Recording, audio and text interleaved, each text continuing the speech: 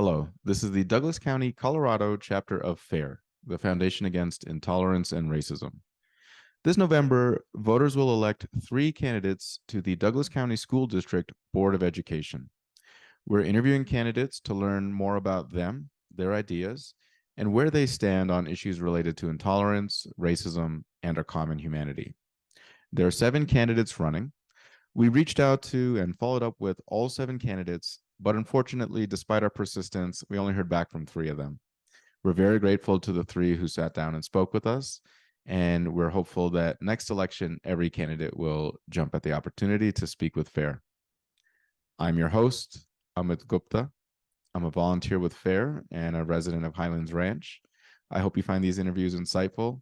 If you like what you see and would like to learn more about FAIR, please visit fairforall.org. In the following interview, I spoke with Andy Jones. Andy has been married to his wife of 34 years, and they have 3 children who have all graduated from Douglas County Public Schools. Andy is one of 2 candidates running in District A for the director position on the Board of Education. I hope you enjoy our conversation.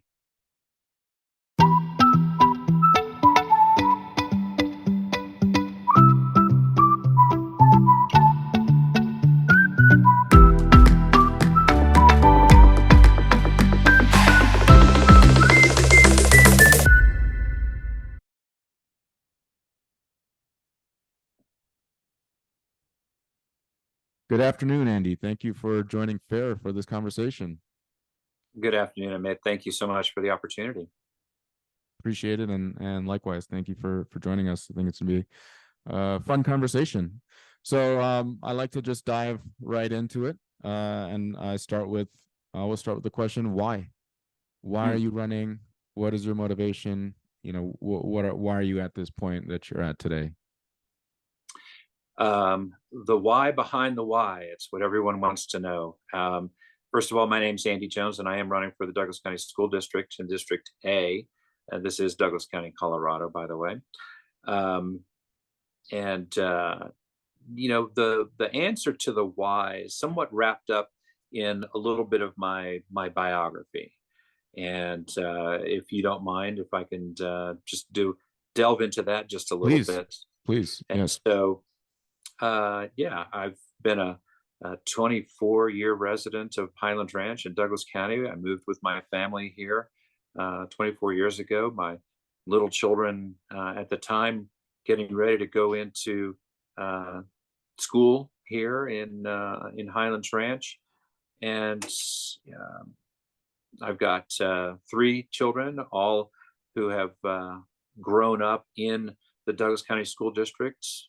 All 3 of them were at Platte River Academy, which is one of our awesome charter schools here in Highlands Ranch. All 3 of them graduated from Mountain Vista High School in Highlands Ranch as well. They're now 21, 25, and 27, all with very successful lives after growing up here in this amazing community that we live in and that I serve in.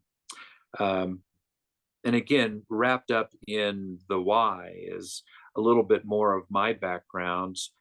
So I am a veteran. I served in the Navy for 30 years total, and retired back in 2014. Now, the DNA that I have inside of me from my mother and father is one of serving in our community. The 4 siblings, all 5 of us serve in multiple capacities within our communities that we live in. It's after 30 years, it's just something you can't turn off when that is actually in your DNA. And so I served as a governing board president for our charter school that my kids attended. We were there for 16 years. I served as the president for 2 of the 3 years that I served on the board. That started my interest and my passion in getting involved in local issues around education. And so I joined the District Accountability Committee in 2017, and I served on leadership there. I was the vice chair for 2 of my 3 years serving on the school board's District Accountability Committee. 3 very successful years of serving, but once again, getting to know our school district at a deeper level at that time, and taking a lot of the leadership skills that I had learned over 30 years of serving in the Navy, retiring as a Navy captain, and applying that to how can we make our school district better. In 2019, I decided I was going to put my name in the hat to run for the Douglas County School Board. So this is my second attempt in running for the school board, and I got bit by the bug of not only serving but campaigning, and I truly enjoyed. I stood out in front of 32 different schools with my banner, waving to the moms and dads as they picked up and dropped off their kids each day, and had tremendous amount of success. And I just, as the moms and the dads were driving past me, in just the seconds that I would have to interact with a little bit of eye contact, maybe a friendly wave, maybe a thumbs up, I just realized that they have the enormous task of not just taking their children to school, but the concern and the efforts that parents make to get their children to a point where they can go out into the world as productive citizens, as people who will, we as parents shoot an arrow into the future. That is our kids, and we hope that they will land as successful adults and humans in that future. And so as I was catching glimpses of moms and dads and kids driving past, I reflected a lot in those times about the future of our school district, about what was best for our kids. And it was a very close election in 2019. I lost by 2,000 votes out of 93,000 votes. And it just didn't make sense at that time that I would just pout in the corner and go off and not do anything. I continued to serve on the district accountability committee, even though I was not successful. I continued to be involved in school districts. I was a parent who stood up at public comment during the COVID lockdowns. Get our kids back in schools. Stop this.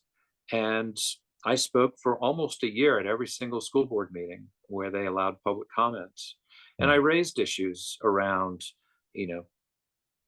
what are you doing? You're not listening to the parents' voices.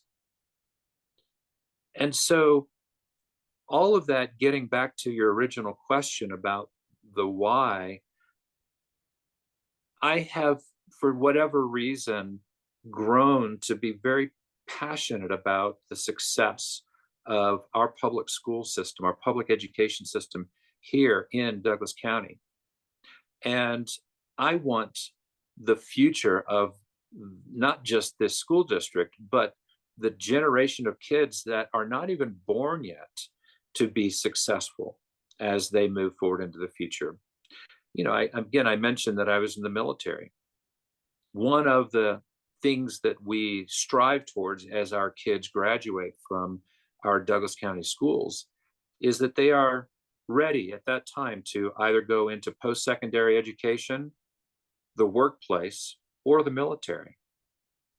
I have a vested interest in seeing that the kids that grow up out of Douglas County schools who go into the military are nothing but the finest, and that they are prepared and ready to serve their country. And so it's that future vision of where our school district could be that I would say motivates me to want to do this, to apply the many, many years of serving, not just in the military, and there's multiple ways of when you serve in the military of being in leadership positions, but the more senior I got, the more I had opportunities to solve big problems, to plan strategically big things, big muscle movements, and just taking a lot of that skills a lot of those skills and applying them to a large organization like our Douglas County School District, which, by the way,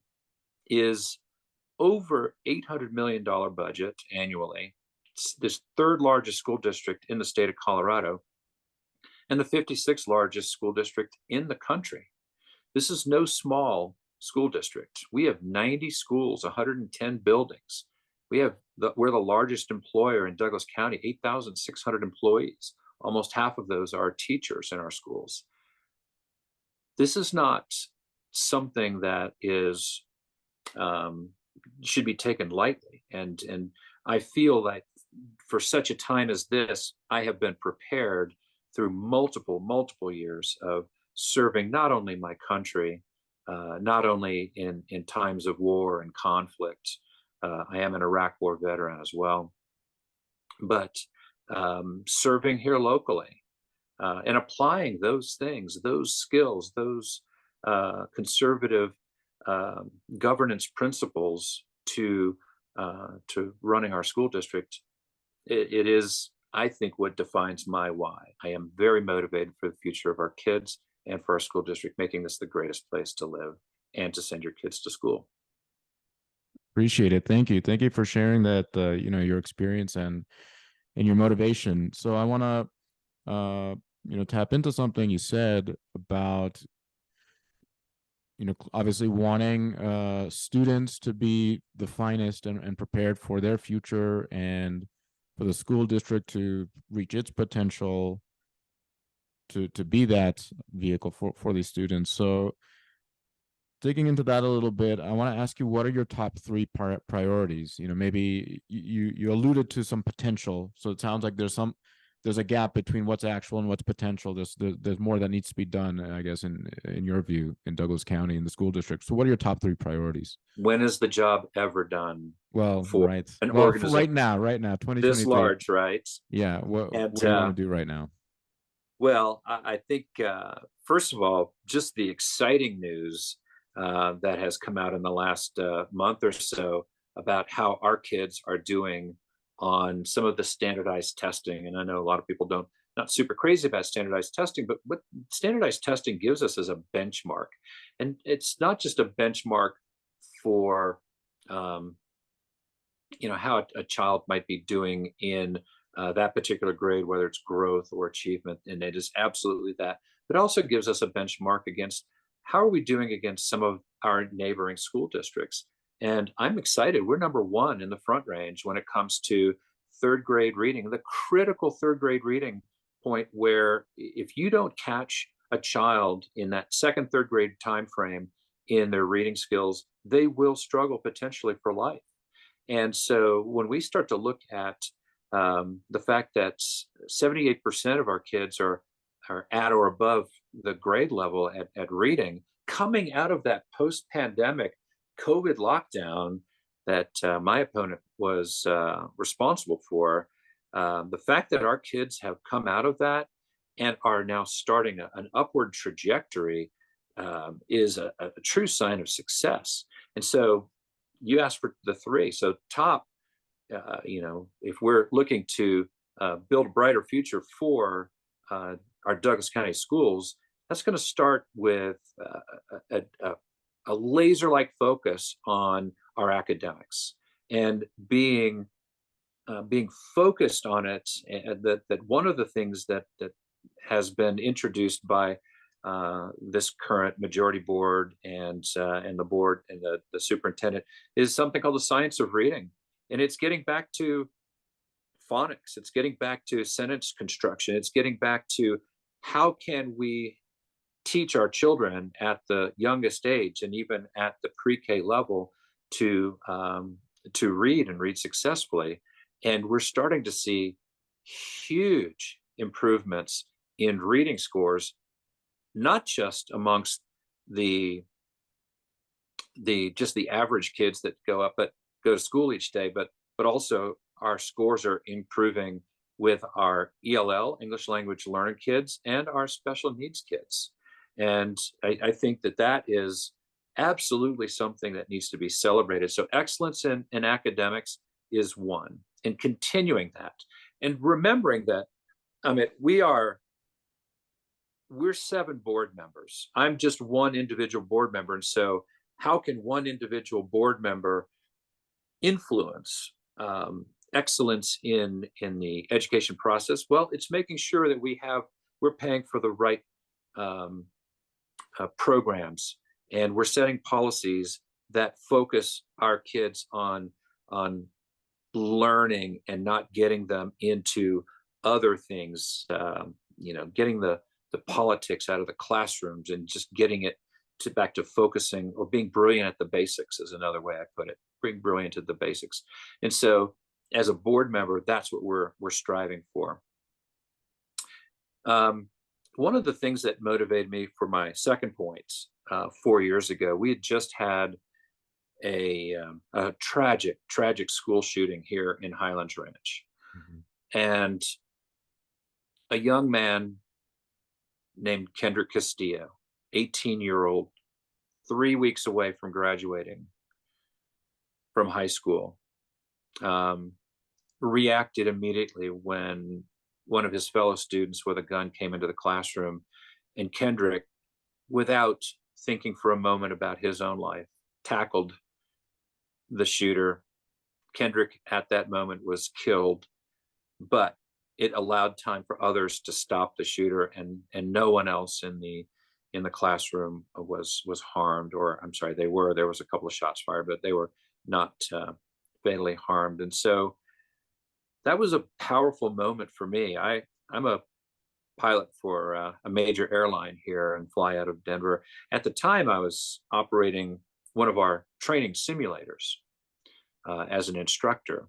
And I remember getting a text message from my daughter, who was in high school at the time, saying, "Dad, there's been a shooting and we're being told to lock down." As a parent, when something like that happens, it has a visceral effect on you, that what you want more than anything is to know that your child is safe and protected. And so I went for moments and minutes, not knowing if the shooting was in her school. And I told the 2 pilots I was training, I had to stop the simulator, and I had to bring it down off emotion and address this situation going on with my daughter. And she got back to me a few minutes later and said, "It's at another school. It's not at our school." And so, as a parent, that moment of extreme relief came in, and so it was, back to the original question about the why am I running. Safety and security in our schools. Safety and security is something that I've been thinking about for almost my entire career. I'm a pilot. I used to fly Navy aircraft off of aircraft carriers. Um, I have lived in environments where safety is what keeps you alive. That having that in the forefront of your mind keeps you alive. And so, at that moment, I became very, very active in how do we pursue um, um, the safest environments that we can possibly have in our schools. And it was several months later that I announced that I was going to be running for the school board in that year, 2019, with the idea, the understanding that safety and security, not just the physical security, but the mental health issues around that, were going to be something that I was going to champion. I continue to do that. We can never rest when it comes to safety and security in our schools, protecting our kids, protecting the staff. Long before we've had all of these school shootings, this was something that was of great concern for me, especially as a father at that time. And I bring in years of experience, both from the military, but also from my job at United Airlines. I was someone who went through specialized training to be able to carry a weapon in the cockpit of the airplane. I no longer do that right now, so I can say that. But the training that I have gone through, and the training exposure that I've had over the years with both our firefighters and our sheriff's office and first responders, I think has prepared me for um, really focusing again on safety and security within our schools. Um, and so that's number two. And I would like to delve into that a little bit deeper as we go on in this conversation. Number three, I've been a advocate for parents' rights and parent choice in education here in Douglas County, really ever since 2002, when we put our first daughter into one of our neighborhood charter schools. As I became more and more aware of the specialness of that education process and the opportunity that we had as parents to choose a neighborhood school or a district authorized charter school, um, was very powerful for us. And all three of our kids uh, graduated from K through 8 in that charter school. We then chose that our kids were going to go to our neighborhood high school, and absolutely loved that experience for our kids. They thrived in that environment, and again to this day they do very well in their adult lives. And so the parent choice and parents, the ability for parents to speak, uh, if you want to use the phrase truth to power, in the discussion around is the board responding to us, the parents, who are sending our kids to the schools that you control. That became a very important part of my life. And when I realized that both from my time on the district accountability committee and then after that, that the board was not listening to parents, and it became readily obvious, readily apparent during the COVID lockdown that they were not listening to parents. That became a rallying cry for me and for many, many parents here in our school district. As a matter of fact, in 2020 and 21, it was probably one of the top issues in our country. Um, we saw at national levels parents, for the first time because of Zoom school, seeing not just what their children were learning, but what they were not learning. Mm-hmm. And that was, I believe, the Great Awakening when it comes to parents understanding truly the importance of being engaged at many levels in their schools and in their school district. I not only was involved in our schools, but also at our school district level. Mm-hmm. I felt like the best way to affect change and to get the parents' voices heard was to speak from the people's podium at public comment. And I've I've lost count of how many times over the years I've spoken at public comments, um, trying to speak rationality into some of the decision making, and letting them know that some of the decisions they were made were deaf, were tone deaf to the parent voice. And so it is getting our parents their voice in their child's education. And I would say, um, it's a three-way street when we're talking about the education of a child.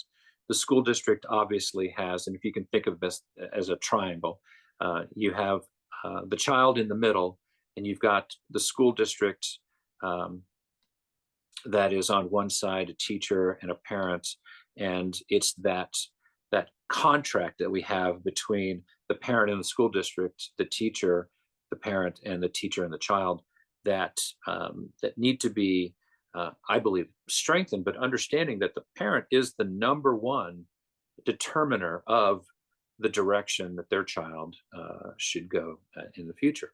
That the parent should be honored in their role, and not we are not co-parenting with a teacher or the school district. We are the parents, and they are a supporting element of that child's day. So the school district absolutely has its role. The schools have its role. The parents must take ownership also of their children's education. They must be truly engaged parents. We see the dichotomy between, let's just say, a Douglas County school district and an inner city school district, and look at the disparity in things like test scores, achievement, growth, truancy rates, uh, expulsion, suspension rates, things like that. When you do a side-by-side comparison between Douglas County and an inner city school system, it doesn't take very much digging to understand that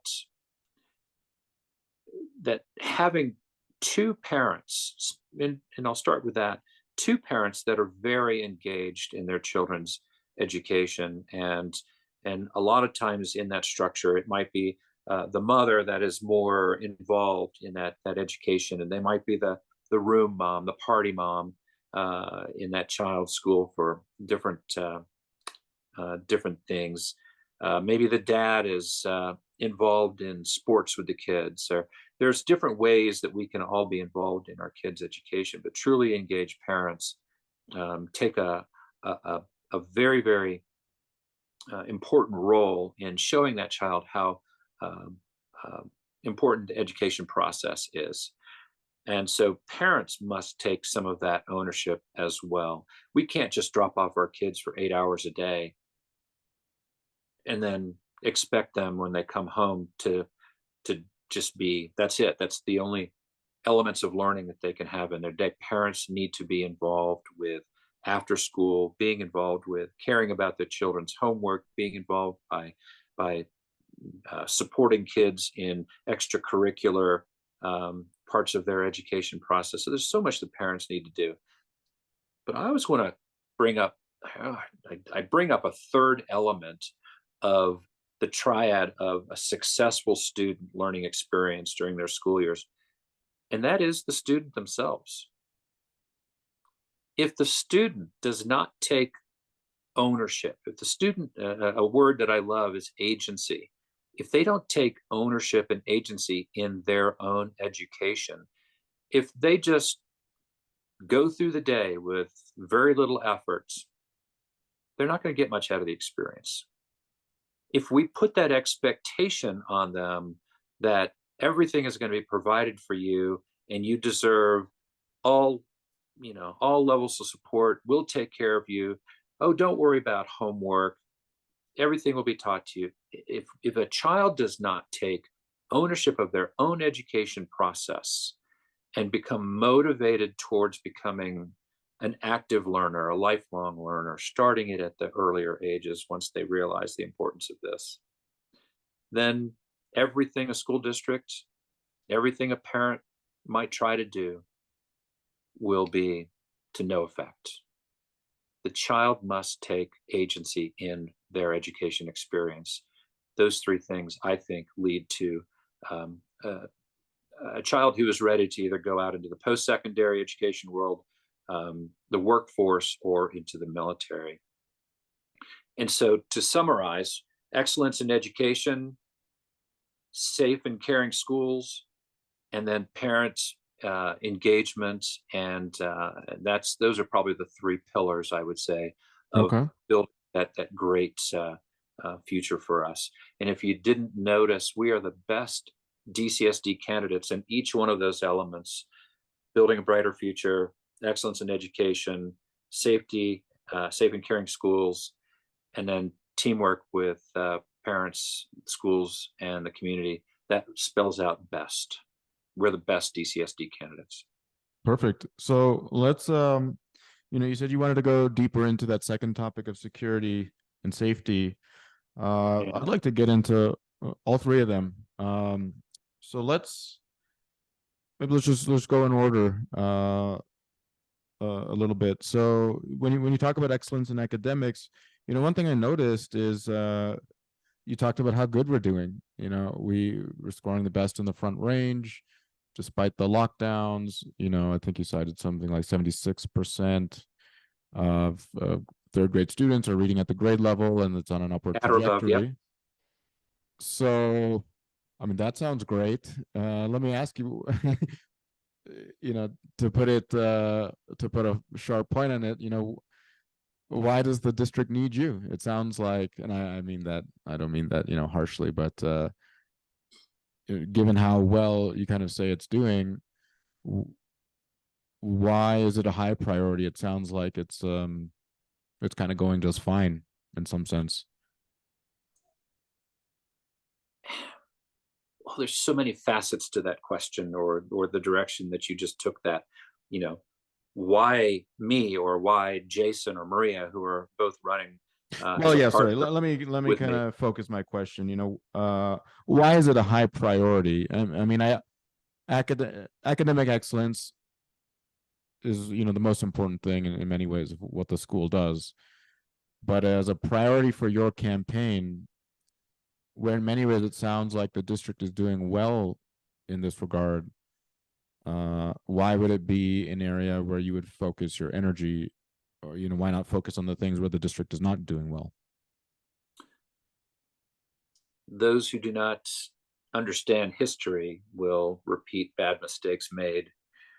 And so, with a historical perspective of where we were in, I would say, the mid, say 2015 time frame, roughly 8 years ago, and where we started to go in 2017, where a 7-member school board, I think, took their eyes off of the primary focus of the basics of education, and they started to allow um, elements of a national movement of uh,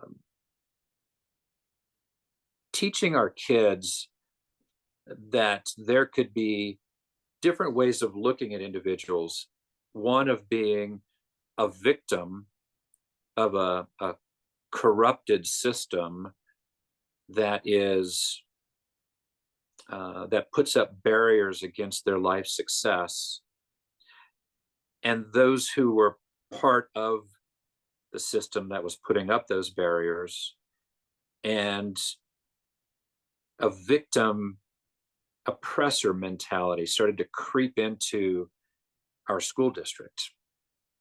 In 2019, again, what a pivotal year in my time, um, April of 2018, I was alerted by a parent that there was going to be a presentation given by a young woman to an entire 7th, 8th grade assembly at one of our local middle schools.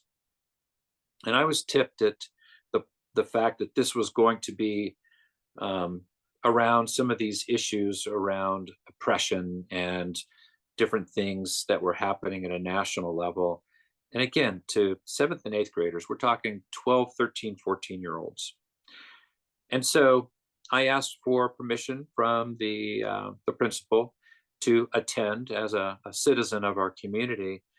And for 58 minutes, I held my phone there and I recorded one of the most troubling presentations that I've ever witnessed. And it was all about oppression of SROs in our schools against students of color. And it was all about racial issues around insurance policies in Baltimore, redlining, and several other things that were. I sat there and I wondered, going, why do these 12, 13, 14-year-olds need to hear about something that they really have no concept, no understanding, other than the shock video that this woman played multiple times and in slow motion of a police officer who came into a classroom and forcibly removed a student from the classroom and gave zero context as to what was actually happening around this. When I went out and dug a little bit deeper into this, the context that was not provided to these kids was one of this was maybe handled a little bit aggressively, but um, it had been a continuous issue. But it was the shock value that was being presented to these kids that was showing them they should not be trusting the school resource officers, which we have in our own schools. Not only that, her statements made were all around not trusting or questioning what your parents would say. You need to question your parents. You need to question your teachers. And I thought to myself, this is not the direction that our school district needs to be going. I presented that video not only to the public but to the school board, and they fired that woman. I believe the next week. She had about a $2,500 contract. On the heels of that, in the 2020 timeframe, an organization called the Gemini Group was paid to teach anti-racism in our school district to teachers and staff. And on their professional development days, they were told that they were going to have to watch these presentations.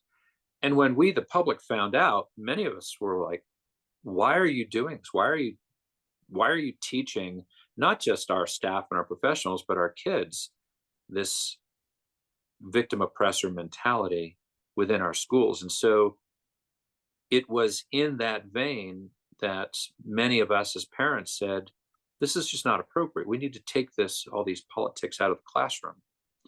And so in my mind, the district leadership took their focus off of being brilliant at the basics when it came to educating our kids. And they were starting to move towards a national movement, especially after 2020, in the summer of 2020, and all of the riots and things that were taking place around our country, that they were taking our kids in a direction that parents here didn't appreciate. Back to your question, why me? What is it? Our focus needs to be on one thing and one thing only, and that is preparing the children that eventually graduate from our system, being ready and again for post-secondary, for the workforce, or the military service, and at every step of the way teaching the individual at their level and trying to help them exceed what their capabilities are, but meeting them at their level. When we start to introduce other things into our curriculum that are distracting, I think that takes away from our mission focus and the fundamentals of what we want to do. So now fast forward. I believe that the board right now is doing a fantastic job. And we need to put concrete into the ground and let it harden and solidify that what we are going to focus on are being, focused, again, like a laser, on the fundamentals at every educational level and helping those children achieve their highest levels of success. If we allow ourselves to slip back into the national movement around taking our children in the classrooms and pitting them one against another, privilege walks and things like that, where you're trying to highlight where one child might have more in life than you, therefore you should, one, think that you are being denied, two, that they are the problem and they should then be denied, and then who becomes the arbiter of that. And so I absolutely want to continue our trajectory towards teaching excellence, utilizing the best materials, if you will, for teaching. And let me touch on that for one moment. Remembering that we are school board members. We are members of a policy-making board. That is our power. We have the fiduciary responsibility, or the power of the purse within the school district, and we approve budgets. And then it is around creating policies that allow the superintendent and their staff um, to then go through down to the lowest level and to achieve the mission, the success-oriented mission that we have. When we start talking about policies, I mean, one of the policies that was reviewed and revised this last session was around teaching materials. And I feel that the board didn't go far enough to limit, if you will, what the teachers in each individual classroom can use. There was an opportunity to put into the complementary materials policy statements around age appropriateness when it comes to what kind of supplementary materials can you introduce. Because what a lot of people don't understand is a lot of our textbooks that have been approved in years past and are possibly up for approval again as they're revised, they sit on shelves in those classrooms. They're not even used. Most of them are not even opened. What teachers are allowed to do per statute and policy is they can bring in their own supplementary materials that have no approval process. Mhm. And that's where I think the devil is in the details around when we say that you can use supplemental materials in our school district, we also need to put some bumper pads around what those are. And again, to keep out some of the, I think, more disturbing elements of national trends from coming into Douglas County schools, we as a board need to once again address some of these things. And with the input from the community and from parents and educators, say, look, our kids don't need to be introduced to certain things at certain times of their lives. There's appropriateness to that. And when we talk about supplemental teaching materials, we want to know, and parents have a right to know. That's the second part of the policy I would want to readdress, is that parents have a right to know what is being taught to their kids. And so we have teachers that are denying transparency to parents on what materials are being used. A recent, it was about 2 weeks ago, parents in a group of people that I was talking to, a teacher was presenting Dante's Inferno. Wow, who knew that Dante's Inferno was still being taught in our high schools? But the questions around some of the chapters of Dante's Inferno were dealing with things like sodomy. And now the teacher was asking the child, high school student, to start to investigate what was good or bad around that. When the parents found out, they were incensed. And there was pushback on revealing what was being, what were you trying to teach the children in this lesson? Couldn't there have been other parts of the book that maybe would not have focused on something like that? And so we have to watch. It's at every classroom, every child, every time something is being taught to our kids. Not 98% of it is the stuff that you and I learned as kids in grade schools and no issues, no problems. But there are things that are creeping in that as this board member, I would want to be more aware. I'm very thankful that our superintendent is creating a committee around curriculum and the curriculum review process, because that's been broken for many, many years. How certain books make it into a curriculum or coursework in our high schools or our middle or elementary schools is very loose. And you can get things like Ibrahim X. Kendi's book approved, basically not even reviewed by the board, approved by consent agenda with no discussion whatsoever of the merit of some of these materials. So I hope that answers the question that you originally asked around why Yeah, me. I think And so, let me try to summarize. The question was about originally what I said was based on your statistics that you shared, the district's doing well in terms of academic excellence. Why is it a priority?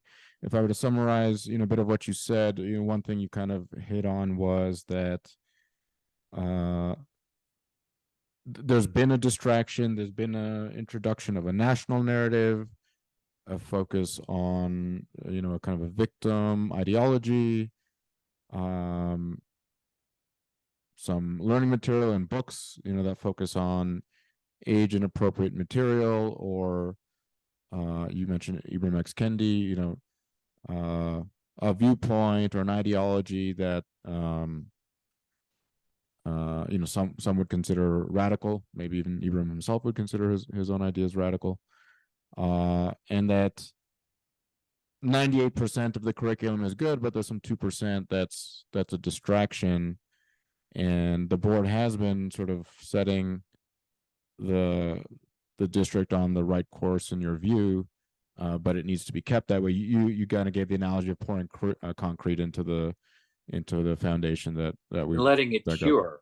and letting it cure. So what I hear is almost like, well, in your view, the board has started to fix the problem, but it needs to be preserved and maintained. And if you drop the ball on that, it'll just kind of revert to something worse. And Well, and we see evidence of that in school districts just to the north of us. And, there is no governor on the engine there, if you will. It is, I would say, um, just to be super clear, you know what? If you're going to bring an Ibrahim X. Kendi book into the curriculum, I think all that most people who are freedom over force believers, I'm a freedom guy, right? I believe in freedom over force. That if you're at least going to introduce this, then how about the balance? Where is that balance? And typically, that's what's missing in a lot of the presentation of of materials. It's we're going to teach the bad side of our history of our country, but we're never going to really talk about the good things that we do. And so, do we graduate students now, adults, out of our schools that don't have a balanced view of the American experience, the good and the bad? Providing balance, I think, is also part of our mission. It's not just teaching one thing or another, but that has a slant. If I were to, um, just have Howard Zinn's History of America being taught in our high schools, um, or if I even learned Howard Zinn's History of America and I love history, I would hate America too. I want us to have I want us to understand when there were bad things that occurred in our history's time frame over the last 240 or so years or longer. But there's also a lot of things that were good, and so balance, I think, is a big part of what we're looking at as far as excellence in education, and that there's never anything that's out of balance. Does that make so I think sense?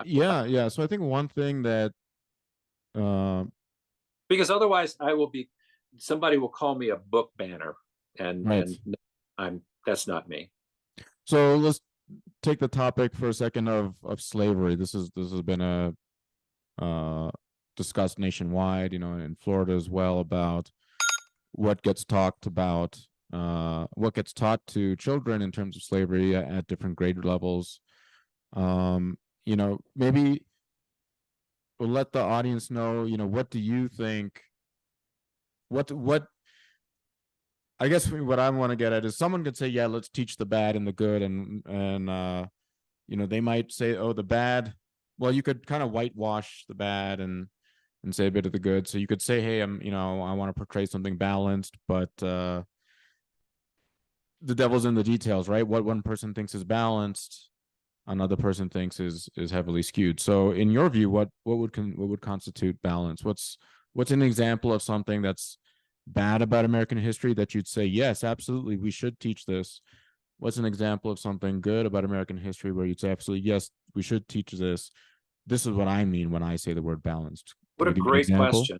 What a great question.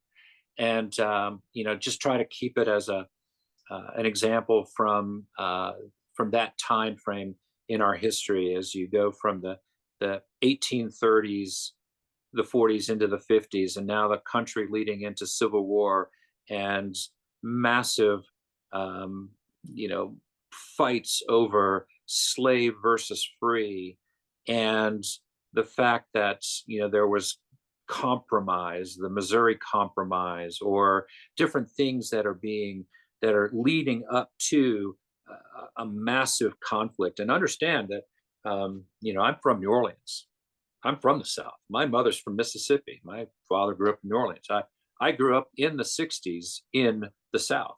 I have seen the effects of multiple years of, of racism that permeated the environment that I grew up in. And yet I had two parents that absolutely taught us to be loving towards all. And we did not grow up with that kind of a mindset. And that's certainly reflected in my many years of serving in the military and anything. That's just to say that my growing up perspective was from the South, and as a boy born in 1962 in New Orleans, being aware and seeing the things around me as I grew up, um, absolutely has um, influenced my mindset towards history, and how, as I learned history and reading and studying about Civil War and things like that, it was, believe it or not, a fairly balanced view of things, because what we look at are the micro and the macro. In the micro, man's inhumanity to man was on display, absolutely tragically, and it's a deep scar on our national, just our history. But then if we pull back from the macro, that was the world that was happening at the time.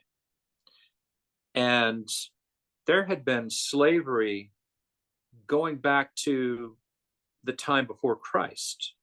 There had been slavery all the way up to that point around the world, in every continent almost around the world. There had been issues of man selling man, man selling woman, man selling child for profit, and what was called slave trading, long before the US was ever even conceived.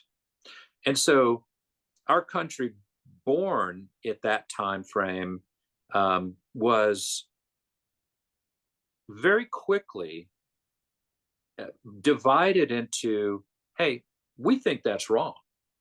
And within a historically short span of time, from, let's say, 1776 as our benchmark to 1865, half of our country was against slavery, and half of our country was supporting it. But we went to a war. We went through a war to end slavery in our country in a span of basically 2 generations of our country's existence. That is something that was, I believe, in the minds of the original founders. And it is something that I believe should be celebrated, that even in this dark time where slavery was ubiquitous around the world, we fought to end it, and lives were sacrificed in order to create freedom for the slaves. Now, continuing on that level of the macro, when you look at past or beyond the Civil War, you had the Jim Crow South, basically Democrats controlling local levels of government in every state. You had the militant arm of the Democrat Party, which was the KKK, enforcing and terrorizing communities. Fast forward into the 1916, 1917, 1918 timeframe under Wilson, where he absolutely introduced segregated service in our military during a time of war, which carried well into World War II.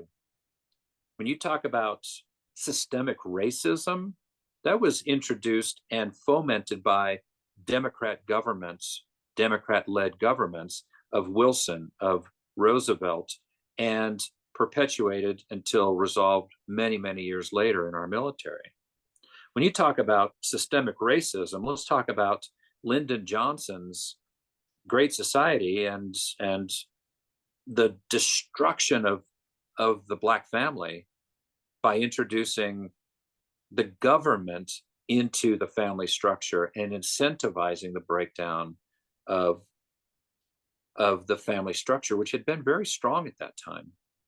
And so what we don't hear in that balance word that I was talking about earlier is, yes, these bad things were happening, but let's please talk about, this was not Republicans doing this. This was not just Democrats. This was a lot of, but these were under Democrat regimes that a lot of these bad things were happening, and we never hear that in our history. And so I would love to hear some examples or books being read that talk about,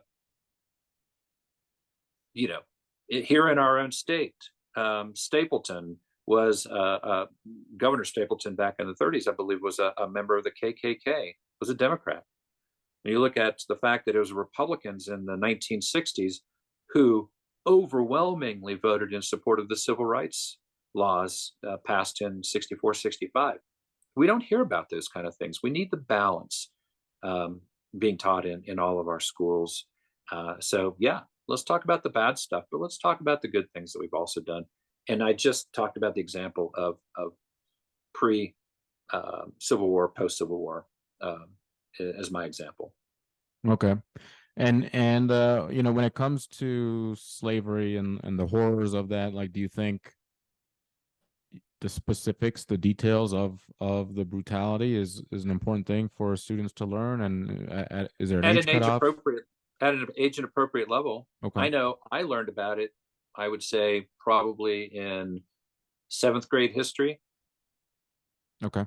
And it absolutely imprinted on me the horrors of slavery. Right.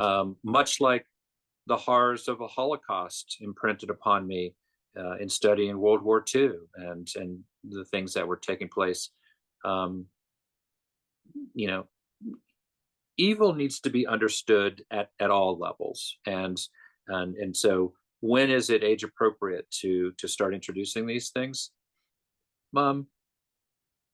That's a question I would say that has been we're starting to push some of those boundaries lower and lower into some of the lower grade levels, but I think absolutely those issues need to be taught to our kids with the shock value that comes with pictures and with depictions of what we know historically were taking place at that time, but not just in the United States, around the world. Slave trade was taking place and takes place to this day. And we focus on many times on the evil of the slave trade here in the United States without looking at the broader picture that it is evil at any time of our history, of our civilization, and it is evil today. And I would love our kids to be more aware of what is actually taking place around the world today when it comes to active slave trade at an age appropriate level. Some of this stuff is so disturbing that I think it needs to be when they're young adults. But yeah, absolutely. Gotcha. So I'll summarize. You know, you're you're pretty unequivocal. No banning of books, no whitewashing, no uh sweeping under the rug the visceral horrors of slavery, pardon me, but to teach that in a broader context of you, you know history, what happened at different periods of time, what happened in different places around the world, as it pertains to slavery and other evils, and to put that into a broader context by which to more properly understand and evaluate America, its history, its progress, where we are now, and kind of get a bigger picture. Thank you, Matt. I think that was a good summation with the the goal at the end of that is that our children graduating from Douglas County high schools don't hate their country. I would love them to love their country, but to understand the deep complexity of their country's history. And so, yes, thank you for that summation. Okay, great. Let's go to your second priority. Let's talk about safety and security. You said you wanted to dive into that a little bit deeper. So let me just kind of open it up to you. Where do you want to take this conversation? What do you want to dig more Again, into as it it's pertains to that? I don't play politics when it comes to our kids' safety. Across many different spectrums, we look at safe schools, safe and caring schools, and just a part of it is I want to seek armed security staff in every one of our schools. We have them in our high schools, we have them in our middle schools. We share them amongst our elementary schools, but armed staff in every, not armed teachers. I want to make that really clear. Armed professional staff, our sheriff's office and our local municipality police departments provide what we call school resource officers, SROs. In addition to that, the school district also has armed security officers. I want one of those in every one of our schools, so that not only are they part of the safety um, spectrum within a school, but they are there as part of, whether they're counseling, they're part of the counseling staff, they're part of an early interdiction for a troubled child, or they're just another set of eyes for a child who looks like they're having a bad day. And we have such amazing school resource officers in every one of our schools. God bless each of them, trained specifically on how to deal with youth issues, and they are a national, I think, treasure that we have here in our Douglas County schools. I would like to see one in every one of our schools. But I want to go to the other side. A full spectrum of safety and security is all about focusing what I would call, and up the TV screen, I'm not sure how it's to the left of the boom. So everything we should focus on should be on the what can be done prior to an incident, what I call the boom, or what we in the military or in law enforcement is called the event, the boom, the explosion, the firing, whatever it might be. Everything to the left of that is what we need to really put a tremendous amount of focus on. And now you start getting into not just the hardening of the schools, not just the video surveillance of the schools, not just the things like text to tell, where kids can talk or send information about somebody who might be in trouble or might be about to cause some issues, but the softer side of this, which is the mental health side. And all three of my kids knew at least 1 to 3 children who had committed suicide before they were 12 years old. Wow. My children were introduced to suicide before they were even at the teenage level where they could comprehend the loss. That's hard. The first human friend person that I knew that committed suicide, I was a 22-year-old adult, and I still to this day struggle with my friend's death. But my 12, 13, 15-year-old kids were exposed to that early. So it's a crisis that we have, because the loss of one is a crisis level. But when we start to lose two, three, four, five in a school year, or maybe even more, um, that's something that has to be addressed. And so the mental part of that safe and caring schools element that we look at is something that it touches me deeply. And I know I can't, as one board member, as one community member, as one dad, I can't resolve all of the mental health issues of all of those kids, because every single, I mean, I've now have three kids growing up, and they still have their things that they deal with. But what can we do as a school district that helps to create that safe and caring environments?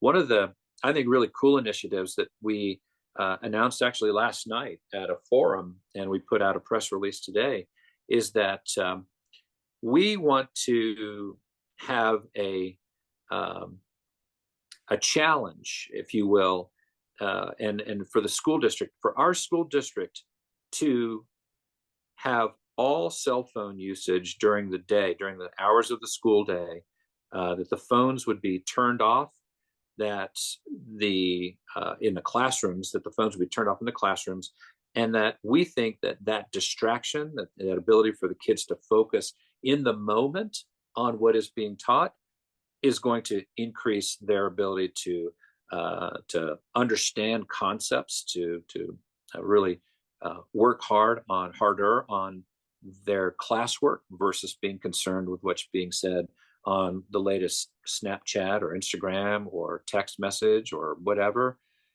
So we would like to really work towards a school district that has our kids turning off their phones during the day in their classrooms.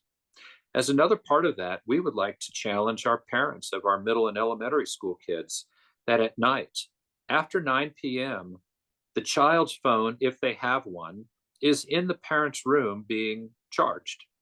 And that we believe that would reduce the amount of stressors at night that are keeping our kids from going to sleep, takes them away from the social media stuff, and a lot of the online bullying and just inappropriate stuff that's out there in social media and on these handheld devices. We would like to see parents meet the challenge of, after 9 p.m., putting those phones in the parents' room, charging them. Kids get them back in the days they go off to school. Parents have the ability to communicate with them. Kids have the ability to communicate if there's a need or an emergency or anything like that. We don't want to take that away from parents and students at all. But we really want to get to a point where our schools are electronic device, phone distraction, social media distracting, destroying hours of their day, and let them focus more on their education. So we're pretty excited about that as a mental health issue it was really introduced at the last school board meeting. And so we applaud the superintendent and her staff for starting to explore this. We want to take that all the way. I'm a big believer in trying to be as supportive to our youth as possible inside the school environment, understanding that we are 8 hours of a 24-hour day. We cannot control what is happening outside of the school boundaries. We can barely control, with the access of cell phones and electronic devices, what they're seeing during the school day. But we'd certainly like to try to make a dent in that. Secondly, going back to that pivotal year of 2019, late September, October, just before the election, I don't recommend this for any candidate. I went with my wife and our church to Israel for 2 weeks. And much to my wife's chagrin, as soon as we got off the airplane, I had prearranged a visit to an Israeli high school. So we get off the airplane, my wife and the rest of the folks get on a bus and they go to the hotel to lay out by the beach and the poolside. And I got a taxi and I went to an Israeli high school. And I spent almost 4 hours there that afternoon, talking to them about security in an Israeli high school environment. I wanted to know what was the difference between their mindset of security and what is it that we do differently. And there were two takeaways from that, and I'll try to sum it up very quickly. One is a 360 mindset that we don't have here in the United States. You grow up in Israel and everywhere around you is a potential threat. It's part of how you grow up there.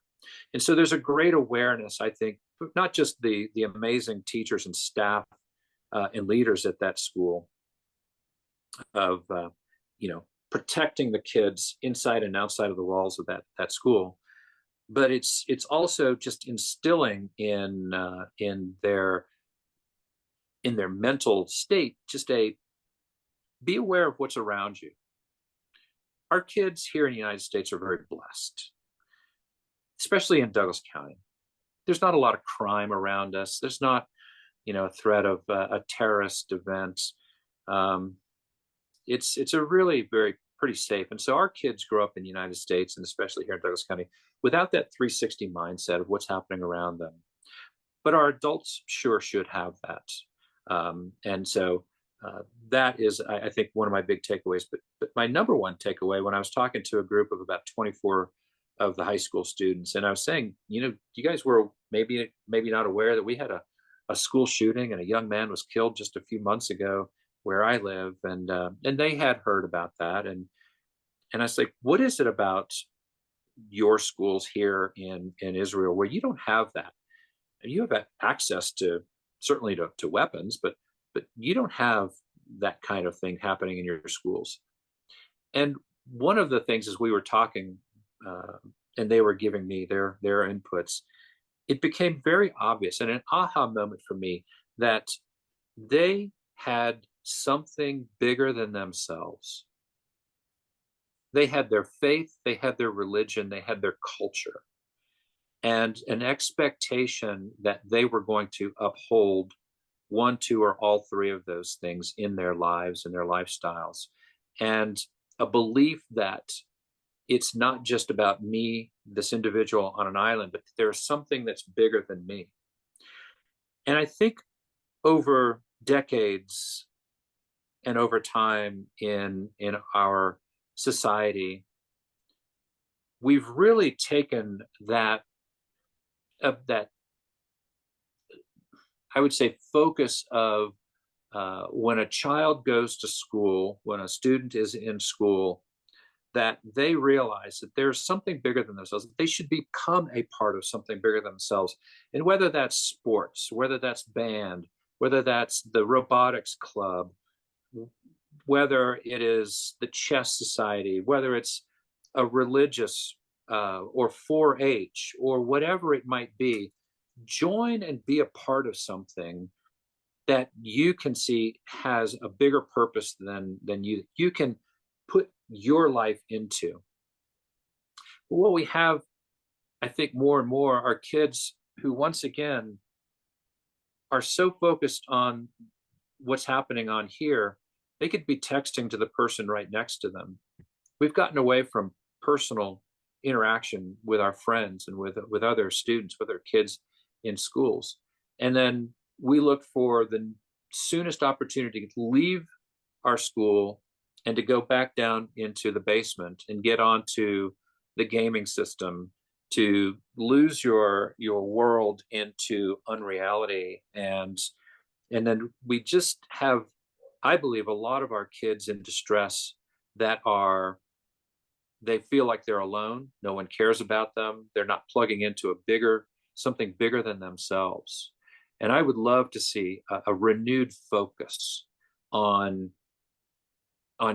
on our students getting involved with some sort of after school, before school, some sort of a program that plugs them in with other like-minded kids. And it could be the Dungeons and Dragons Club. It could be a local Bible study. It could be just about anything that takes them out of that lone wolf mentality. Nobody really cares for me, and so I think those are a couple of initiatives, or just things that I feel pretty passionately about that could help when it comes to that softer side of safety and safe and caring schools, and that is really focusing again on getting our kids plugged into other kids, not just on their electronic devices.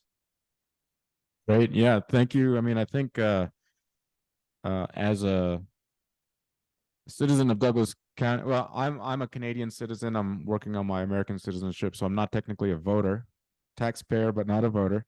But I think that's the depth that you went into there is very interesting, and I think as a potential voter, that's I think I really appreciate you going into the depth and sharing your thought process on a lot of different things there that I think are probably on the top of mind for a lot of parents and folks who are focused on the school district.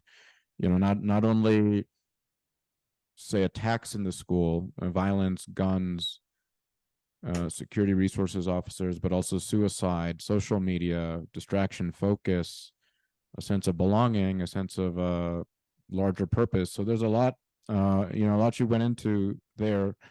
I'm gonna try to force myself to stay within the wheelhouse of FAIR. We're Yeah, doing this interview on behalf of FAIR, so I'm not going to get into say guns and those sorts of topics. Although personally, I find that I think we could probably chat for days. There's a lot of interesting topics here.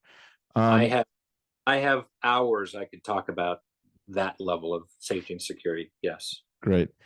I'm gonna I think I've got a handful of other questions for you. Let me tee up kind of the next couple things I want to ask you Rapid fire about. round.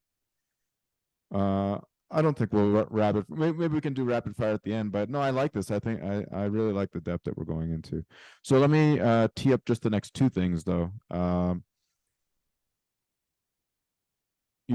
One was I did want to get back to your third priority, and this was a question that I had actually prepared to discuss with you anyhow about the triangle that you mentioned. Mhm. So I want to get to that, but before that, so that's Tita. That's on deck. So at bat, I want to talk about something you kind of just touched on. Well, I want to zoom out and kind of ask about you and your principles and values. What guides your decision? I think you kind of alluded to the fact that you want students, you want there to be sort of a renewed focus on being part of something bigger, whatever that may mean. And it could Um, be as big as your country, being a citizen, a well-functioning, tax-paying employee slash citizen of our country. That could be the bigger thing that you're moving towards. But I'm sorry, go ahead. so let me ask you, what's the bigger thing for you? What are your principles, your values that guide your decision making? Uh, your core values and principles. If the way I think about this is, if I'm going to vote for you, or and again, I'm not a citizen, but if I could, and if I were going to vote for you, it's not so much. I wouldn't be so much. I mean, I'm going to be somewhat interested in how you would have dealt with things in the past, but everyone can give a great answer, with the benefit of hindsight. I want to know how you're going to deal with things in the future.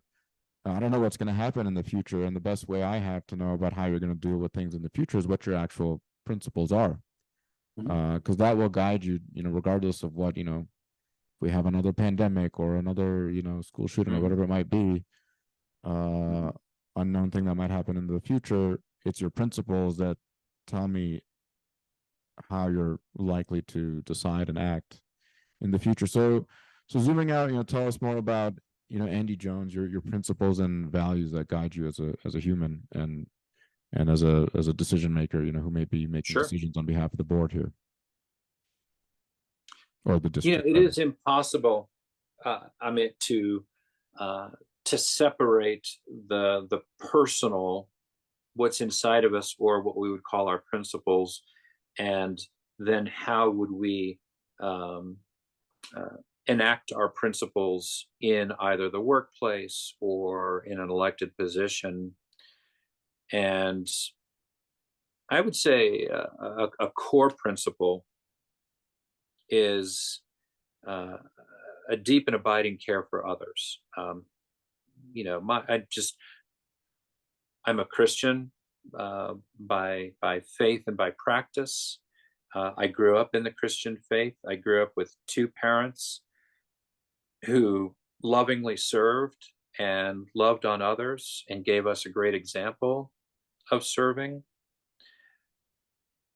As I look back over 30 years of military service, I can see elements of servant leadership in how I treated the people who worked for me or who worked with me.